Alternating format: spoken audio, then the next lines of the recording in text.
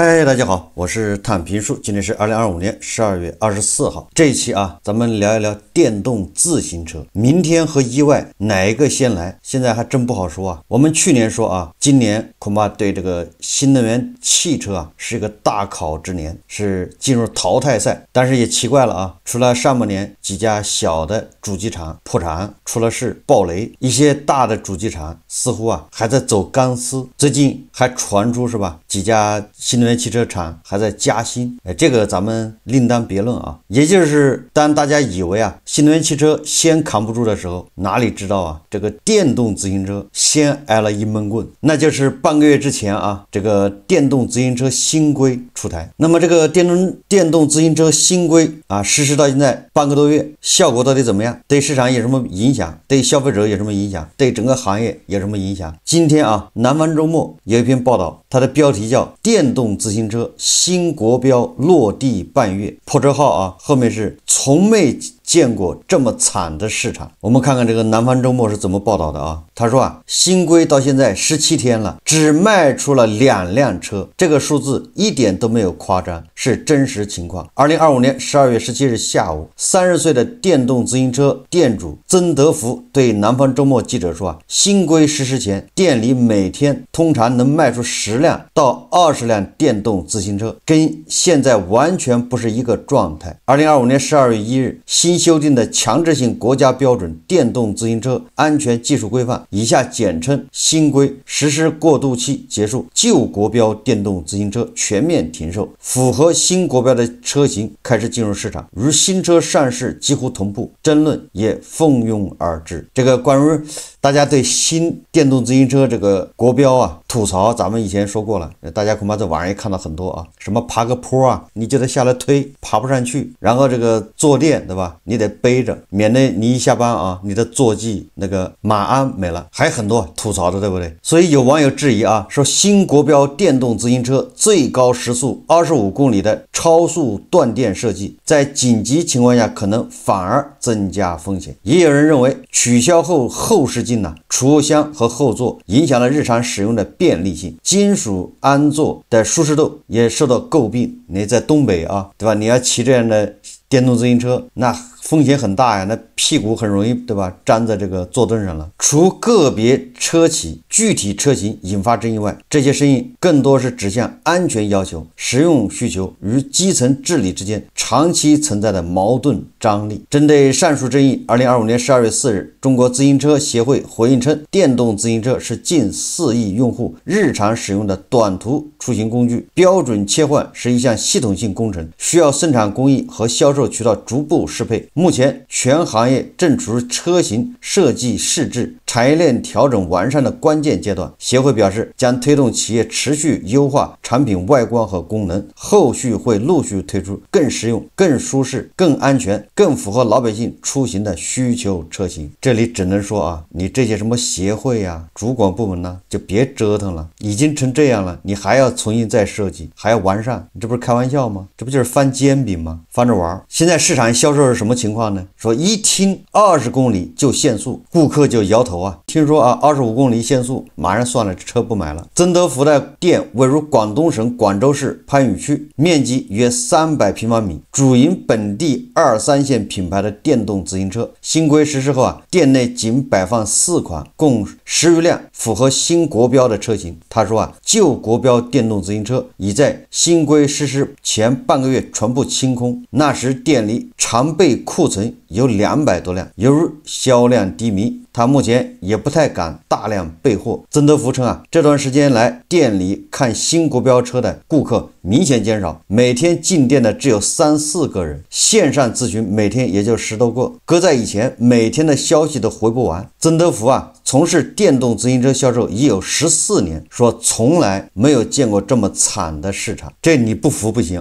一個好好的市場就被他們一拍腦門就拍沒了，就是這麼神奇這個並非是曾德福出1億人的感受，不是他一個人感覺到寒意啊，這寒意是吹遍了每一個賣電動自行車的這個店主。2025年12月17日，南方周末記者走訪了廣州市越秀區多家一線品牌電動自行車門店，發現生意同樣冷清。其中一家門店將10餘輛電動自行車全部擺在門口路邊售賣，店主稱2-3天才能賣出1輛，並且在新國標全面實行前，舊國標電動自行車一度出現加價售出的情況。消費者寧願加錢買那個舊國標的車，都不願意買這個新國標車，至少說明啊，這個新國標是相當的反人類啊，這設計啊反人性。說另一家此前以速度和續航為賣點的品牌門店已无整車陳列，一位前来買車的熟客透露，老板已很久未回店，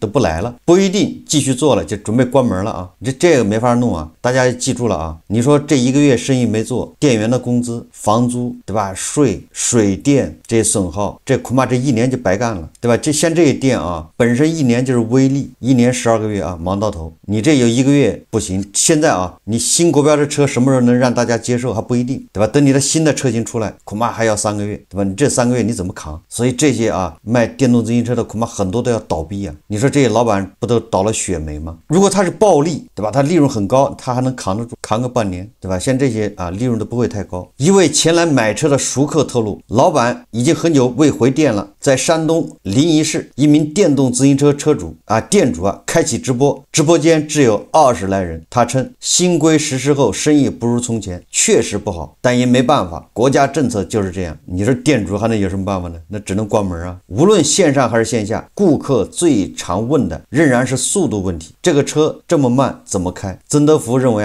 這正是新規產品難賣的最核心問題。根據新規，具有電驅動力功能的電動自行車最高設計車速不得超過25公里，並要求超過25公里的電機停止提供動力輸出。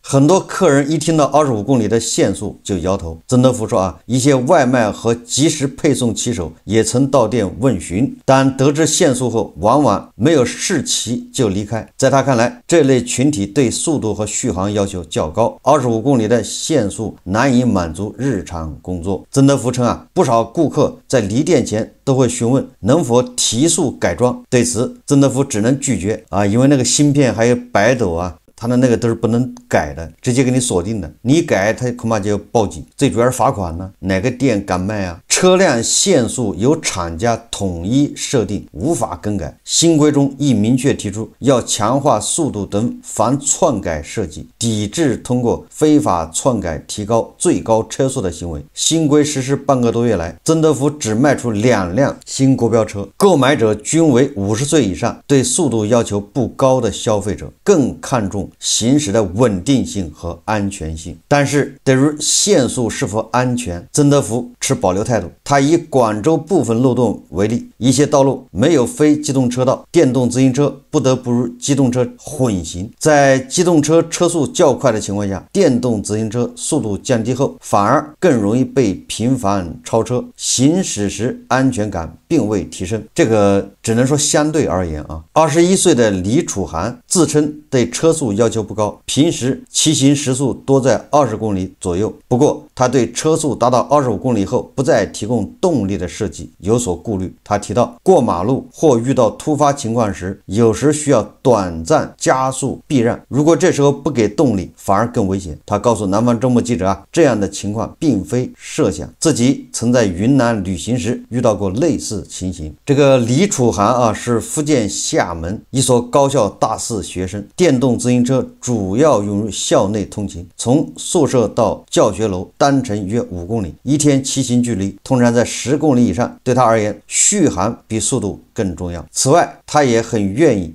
在意車輛是否具備載人能力。他現在騎的電動自行車是朋友的，已使用4年，日常上下課常載着同學在校園內穿行。為滿足消費者續航里程需求，新規將鉛蓄電池車型的重量限值從原來的55公斤放寬至63公斤。那既然这個新車啊得不到消費者的認可，那怎麼辦呢？那只能是舊車修修補補繼續用。除了限速以外，價格也是消費者普遍關心的問題。曾德福介紹，新國標實施後，電動自行車整體售價確實有所上漲，不同品牌漲幅在500元到1000元不等。對於它主營的本地2、3線品牌來說，漲幅大多在500、600元。目前它店裡新國標電動自行車的售價集中在2000多元。你看看啊，它漲價雖然不多，漲了500，實際上啊，它很多地方它減配了，但是它有的地方又加了一些功能，減配的地方省下的錢，然後再漲出來5、600，那這個錢全部是用在那些新功能上面。那新功能這一塊又肥了哪些這個叫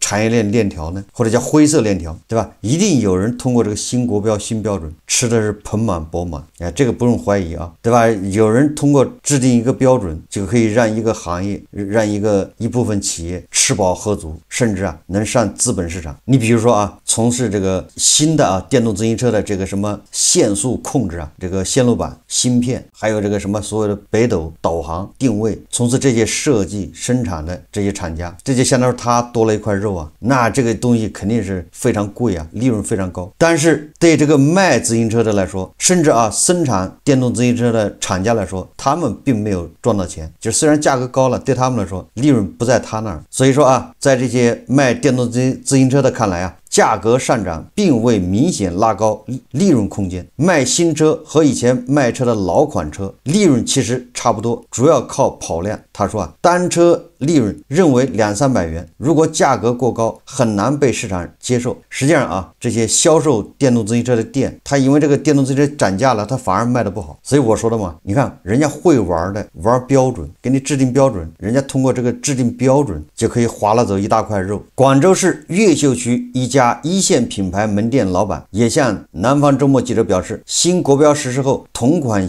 車型價格明顯上調。他以店內一款車型舉例，該款新國標車型售價2900元左右，而舊國標版本此前僅售2300元。他解釋價格上漲的原因，一方面是加裝了北斗定位系統，另一方面是車輛用料發生變化，原本使用塑料的部件改為合金材料。你看看，那從事跟北斗定位系統相關的設計生產，那這些廠家賺的是盆滿缽滿。而這些廠家，對吧？這些供應鏈誰能進，誰能從事這個事情，恐怕不是你想進就能進的，這裡面都是利益啊。從標準層面看，新國標對材料安全提出了更高要求。新規明確，電動自行車所使用的塑料的總質量不得超過整車質量5.5%，並進一步加嚴了與電池直接接觸的非金屬材料、電氣部件以及導線等關鍵部位的阻燃性能要求，同時對軟墊、皮革、紡織品等材料分別做出規定，以降低火災風險。說實話它這個出發點它又是好的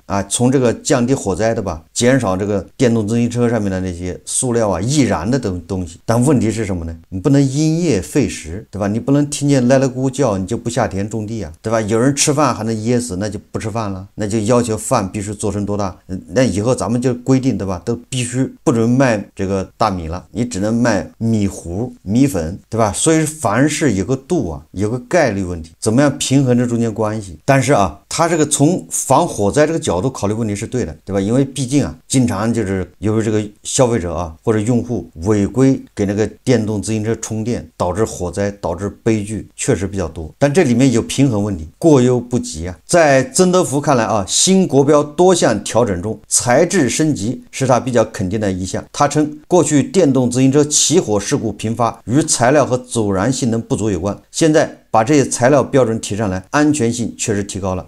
這個確實，對吧？這個消費者時間長了他就能接受。針對鐵皮座椅不能帶小孩、禁止安裝後視鏡等質疑，中國自行車協會回應稱，鐵皮座椅並非新國標要求，而是個別企業的不合理設計。目前主流新國標車型仍採用發泡材料座椅。目前已研發的新車型中，超過70%的配備後座可滿足親子出行。新國標不僅未禁止安裝後视鏡，還明確鼓勵安裝。多數車輛出廠已配備後視鏡。南方周末記者試騎一輛新國標電動車，騎行體驗與舊國標版本差別不大。在北京大學政府管理學院教授馬亮看來，電動自行車新國標出台的主要政策背景是近年來電動自行車相關的安全問題，尤其是交通安全和消防安全較為突出，因此新國標在電池阻燃材料方面做出更嚴格的規範，核心目標是提升車輛本身的安全性，并為交通和消防安全創造更好的條件。這個實際上多多少少啊，讓我感覺到這叫本末倒置啊，也就是你要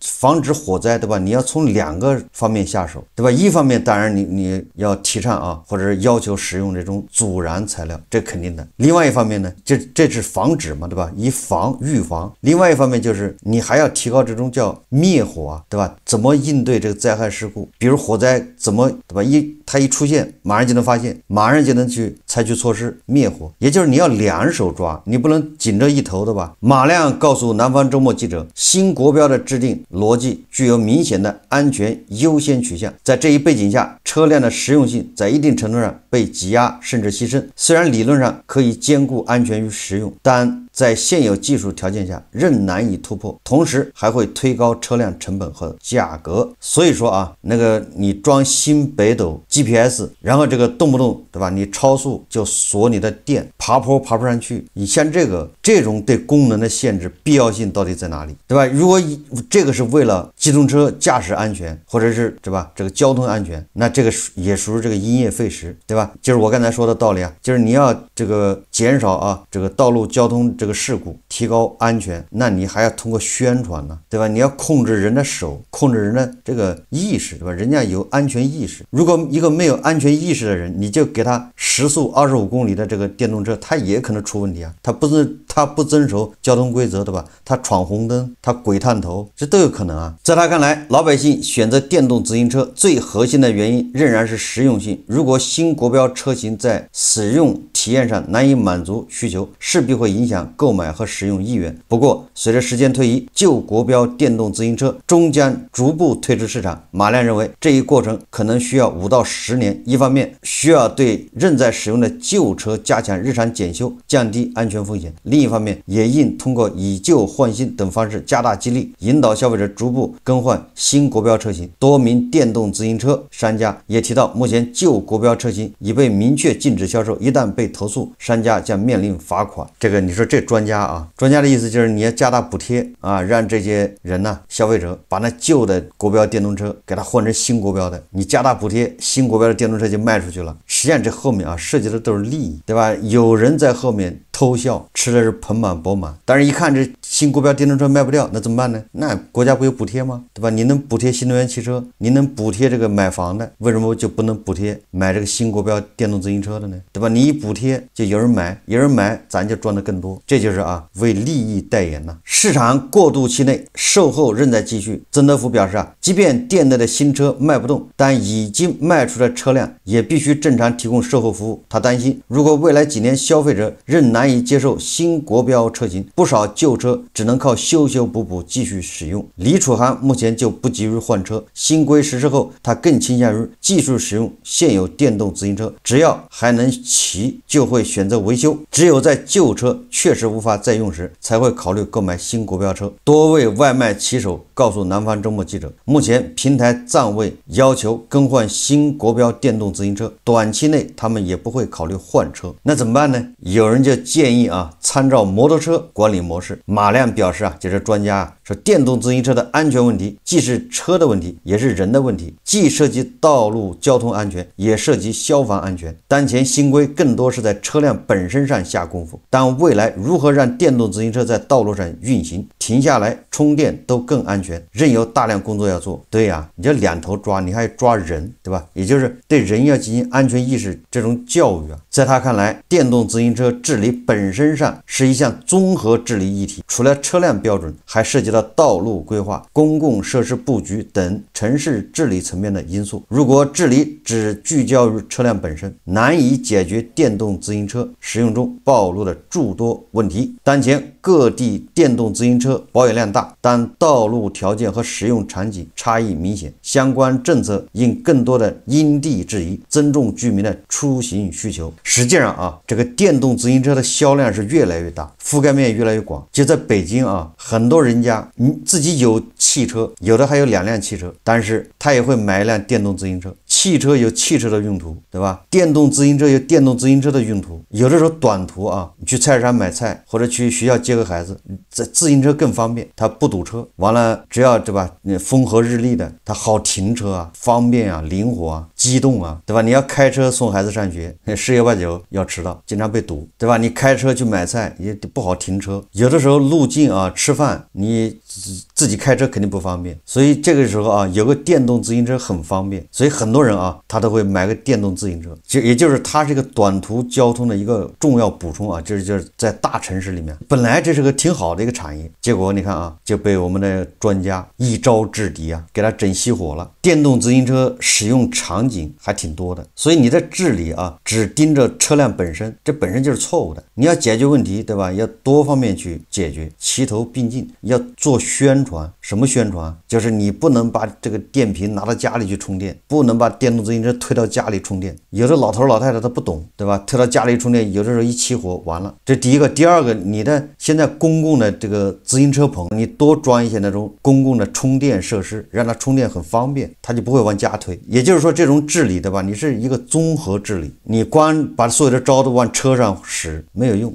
最後導致就是車沒人買。當前各地電動自行車保有量大，但道路條件和使用場景差異明顯，相關政策應更多因地制宜，尊重居民的出行需求。一位不愿具名的道路交通安全領域專家向南方周末記者表示，面對數量龐大的電動自行車使用群體，治理思路宜疏不宜堵。你看這個說的才叫，對吧？比較靠譜。總想通過一個規範一刀切，馬上就達到效果，實際上效果是適得其反。他更傾向於將電動自行車納入類似機動車的管理體系，參照摩托車管理模式，實行較為嚴格的牌照登記、駕駛培訓、車輛年檢和記分處罰制度，並要求購買保險，在發生交通事故時按責任比例承擔相應後果。在李楚涵就讀的高校，電動自行車上校園牌照前就需要接受簡單的安全培訓和考試，包括先看安全教育視頻，通過理論測試，並進行現場骑行考核。他認為這類制度在一定程度上能夠對騎行行為形成約束。如果真的重視電動車安全，其實也可以考慮類似電動車駕駛證的要求。他認為和機動車一樣，有明確的規則才能對騎行行為形成約束。實際上這也不行啊，過猶不及。你要這麼搞的話，那電動自行車培訓，對吧？駕駛證、年檢，這又形成一個產業，對吧？又有人從中大撈特撈。也就是說啊，什麼自行車、電動自行車，不要搞什麼牌照管理，你只要搞牌照管理，那有人就会撈錢。曾德福也表達了相似看法，他認為電動自行車不僅車要上牌，人也要上證。如果參照摩托車的管理方式，對人和車同時進行規範，部分交通亂象可以得到緩解，比如實行牌照管理、違法記分和處罰，並強制購買保險，至少在發生事故時對人有個保障。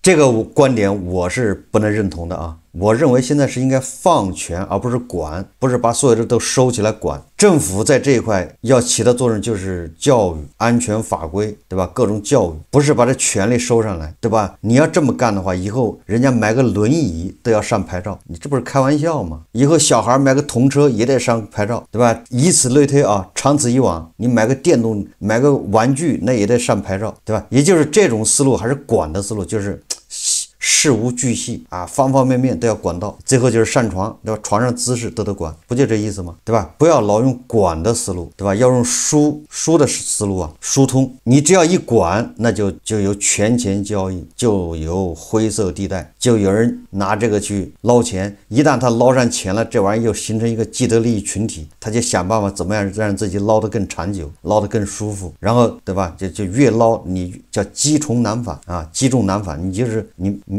你想改都改不了了，对吧？权力应該放而不是收。你现在这個電動自行車新國標就是權力上收的一個惡果，對吧？在我看來啊，這些什麼自行車協會，你這就解散就完了，對吧？你花着國家的錢，你在這幹啥呢？實際上就是搗亂，就叫折騰。這樣亂七八糟的協會，凡是大頭出錢養着的，統統解散，對吧？什麼書法協會，什麼這個作家協會，只要是啊花大頭的錢的，我建議都解散。你叫他幹啥？管他又管不好，管不好還要為自己撈，对吧？實際上就造成大量的浪費，這個社會運轉效率低下，這就會導致什麼呢？導致明明我們是第二大經濟體，我們對吧？這個 GDP 是5%的速度增長，我們這個外匯對吧？順差1萬億美元創新高，但是牛馬韭菜依然感到寒意，這根源就是這個，根源就是權力過大。所以這些專家啊，就是我們要看專家，你看他的思路，他講的現狀都是對的。我們也知道，專家講的現狀跟我們是一樣的啊，不管是經濟學家对吧，還是那個三農，或者是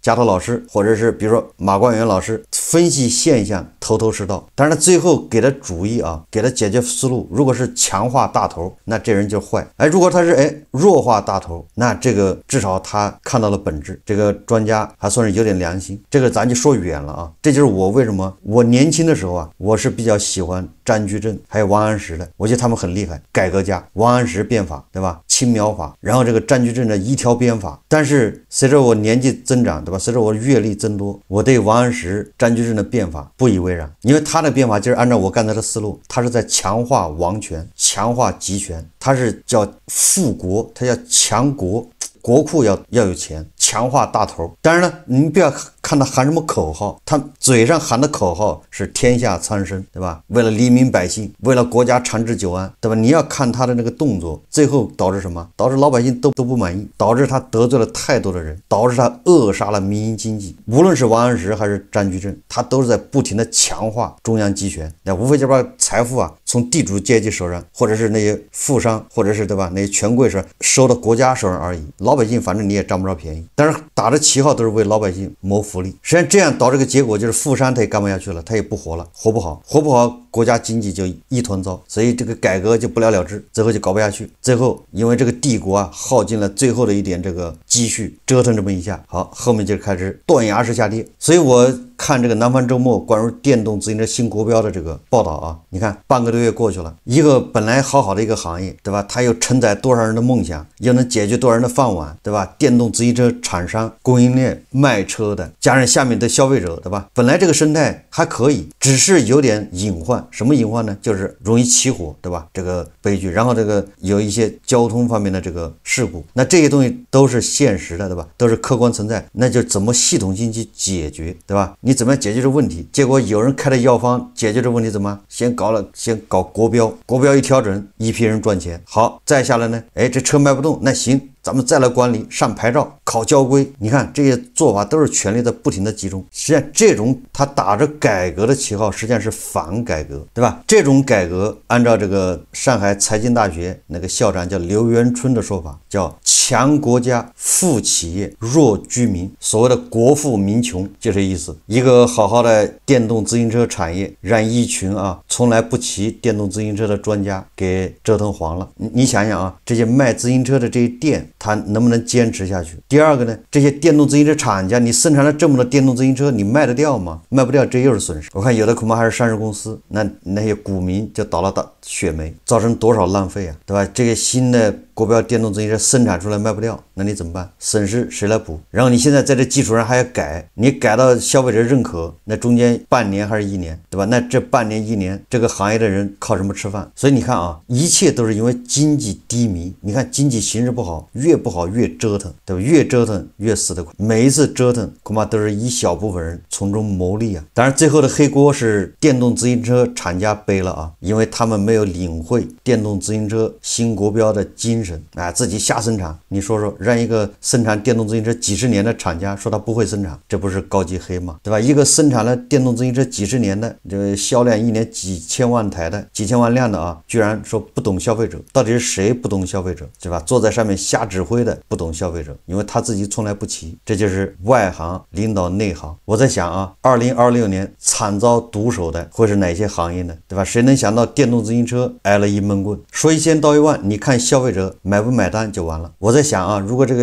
電動自行車再賣不掉，很有可能啊，有關部門什麼協會要壓這些平台，什麼餓了麼，对吧？或者是淘寶、京東、美團，对吧？你們要求骑手必須馬上就得騎新国標的，舊國標的馬上淘汰，对吧？讓你集采，反正他們有的是辦法，折騰嘛，總得有人買单。好，這期節目啊，咱們就聊到這裡，感謝大家收看。如果喜歡我的節目，歡迎訂閱轉發，也可以在下方留言評論，謝謝大家。